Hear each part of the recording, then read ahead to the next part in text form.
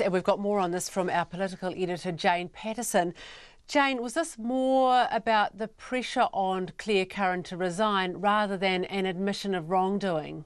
She said that she had really believed in the portfolios that she had been given, and ironically one of those includes, of course, the open government portfolio, which has become a bit of an object of ridicule given that the minister's main blunders had been for not disclosing a meeting, of course, in the first controversy under which she lost her cabinet portfolios, but then also the way, as I said, she's been handling ministerial portfolios. Another very important portfolio, of course, is the broadcasting portfolio that now goes to her colleague Chris Farfoy, and contained within that is the RNZ Plus significant policy that Labour had been progressing, and that had been driven by Clare Curran. Now, Jane, this morning the Prime Minister said that she had no intention of firing Clare Curran, but she'd actually already accepted her resignation. Is a little bit disingenuous there, perhaps? The Prime Minister left the clear impression in that interview that Clare Curran really would remain on as Minister. Now, of course, we know now that when she did that interview, Ms Ardern had already accepted the resignation of Clare Curran, or that it had been offered to her, and it was clear that she was going to go. So if you take a purely semantic look at that interview, at no point did she answer a question in relation to Clare Curran resigning. She answered questions about whether she would act against her and fire her as a minister, but definitely questions around the impression that created. In the meantime, of course, the Prime Minister's staff were really scrambling to try to get the paperwork in place.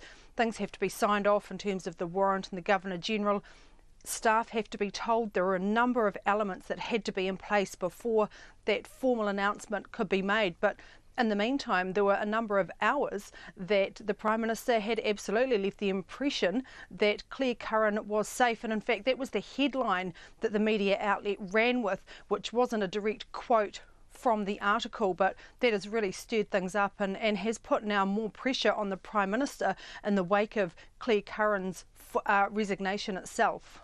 So it sounds like, often when you would have someone resigning, you might say, right, that's drawn a line in the issue, but do you think this one could still have some political legs?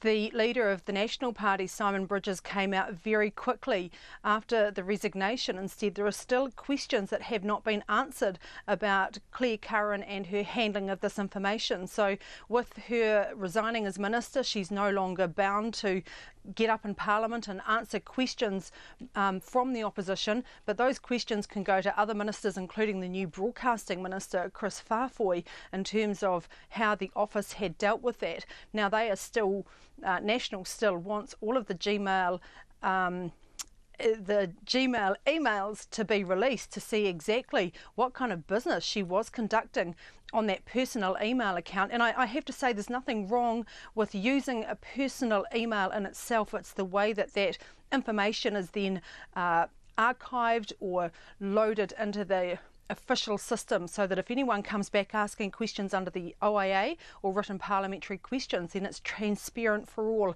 The other direction I'm sure the opposition is going to take as well is questioning the Prime Minister's handling of this, questioning her judgment, including that interview and the comments that she made today, and whether she should have acted against Clare Curran more quickly.